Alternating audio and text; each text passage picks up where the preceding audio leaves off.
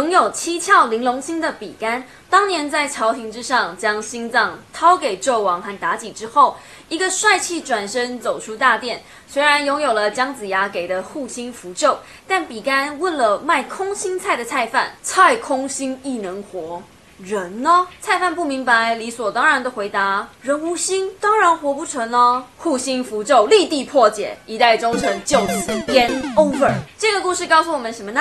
一、不想知道答案就不要发问。二、确保你的风险有在保险范围内。三、空心病是远古就留下来的绝症，而今天我们就要来讨论这个杀死比干的现代疾病。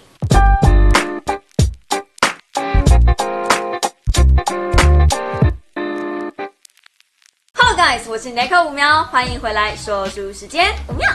在介绍什么是空心病之前，我想先讨论一下敏感这件事。高敏感一直是很热门的主题，在我的频道里讲过很多跟它有关的书，有兴趣可以看影片下方关于。就算是这样，敏感还是常被当作负面词运用在生活中。很多高敏感的人都会来问我，到底要怎么样才能摆脱敏感？好像敏感是一种疾病，需要被根治。虽然敏感人的感知能力比一般人来得多，但敏感人对于生活细节的变化和感动也很多。只要在良好的环境下，高敏感人能够比一般人更容易获得幸福。良好环境。This is Formosa。反观来说，空心人是什么概念呢？英国诗人艾略特的诗《空心人》形容的非常精准。生命如此漫长，在渴望与痉挛之间，在潜能与存在之间，这就是世界结束的方式，并非轰然落幕，而是郁郁而终。看起来就很像 IG 上完美的语录，描写了现代人的无聊、空虚、焦虑并存的生活状态，心里空荡荡的，感觉不到旁人，也感知不到自己。不晓得自己想成为什么样的人，也不知道自己的存在意义在哪里。跟成长过程的迷惘不太一样的是，成长过程中自然会找到解答，但空心人的迷失是一种很久持续的状态，像是午夜梦回会突然袭击的噩梦，总是在没有防备的时候，突然出现那一个小小的声音：我现在活着的意义是什么？空心病的具体症状有6点，它可能吻合轻微的抑郁症、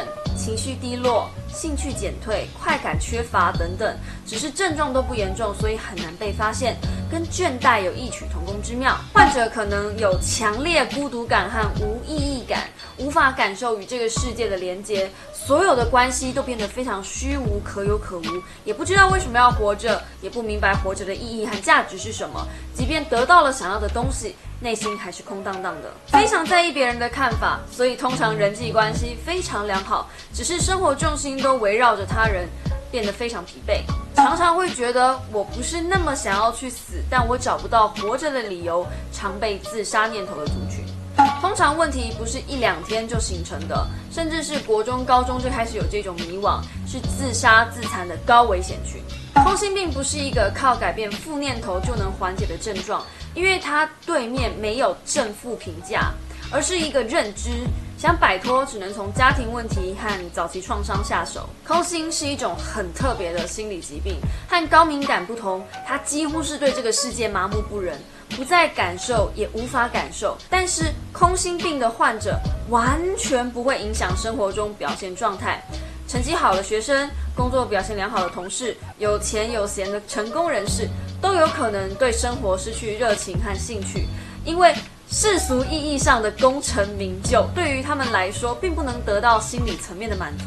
换句话来说，就是这些人要得到的，从来都不是别人想象的，甚至人人称羡的生活，对他们来说，不过就这样。如果你问空心人，你想得到的是什么啊？为生民立命，为天地立心，为往生继绝学，为万世开太平。下塞，他们也不知道他们自己要的是什么。你是否问过自己为什么活着？活着的意义是什么？一旦开始这个问天问地问拔蜡都无法回答的问题，就陷入了一个死循环里。重点不是活着的意义，而是放弃寻找有意义的生活，把自己囚禁在意义里，忘了享受生活中意义之外的事情。玩游戏也没有意义啊，但我很享受玩游戏带给我的故事剧情、声光效果、抽卡快感或悲剧体验啊，并没有。我不想要抽卡悲剧，谢谢。我们这一代人很容易变成空心人。根据我们终将告别那挥之不去的痛苦所说，这本书名真的很糟。原因来自于教育和社会标准。教育给了我们一套成功准则，社群给了我们一组数字规范，社会赋予我们期待和成功学，脱离不了也无法呼吸，永无止境地追着数字走。就算没有经营社群，也还有成绩、业绩、体重机要面对啊！大家盲目的追求数字，而忽略自己真正想要的。很多人到30-40岁还不知道自己要的是什么，就算知道了也害怕在世俗标准的衡量下失败，所以只为别人的要求和期待活着。不过认真说，到底是谁在看呢？最在乎的不就是你自己吗？更讽刺的是，当不再去追求人生意义的时候，反而更容易能找到人生真正的意义。放慢脚步，有时候能发现被你忽略的生活细节、感受和体验，增加生活中的仪式感。在别人要求之外，找到一些自己真正热爱的东西，搭配一点数字外的追求和向往，就能买到一张真正的护心咒。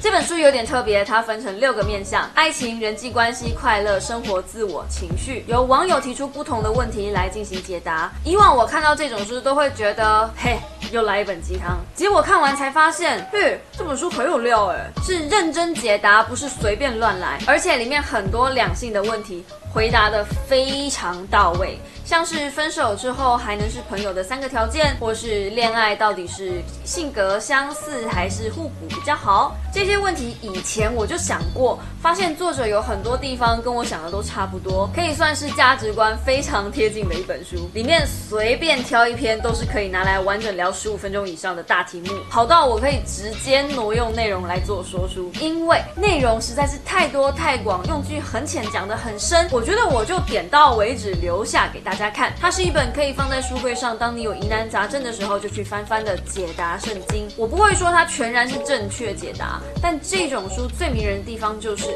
有人分享了他的经验给你，你不见得要照着做，但他能给你一点参考，让前途别那么迷茫。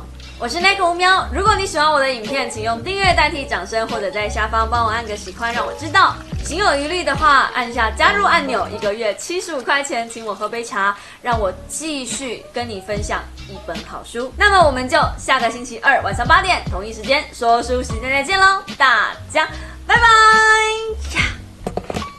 这本书真的是被书名害惨因为他这样写根本不知道它里面在讲什么。我随便念几篇大标题给大家听，一定是很多人都会跑去买。男友有红粉知己怎么办呢？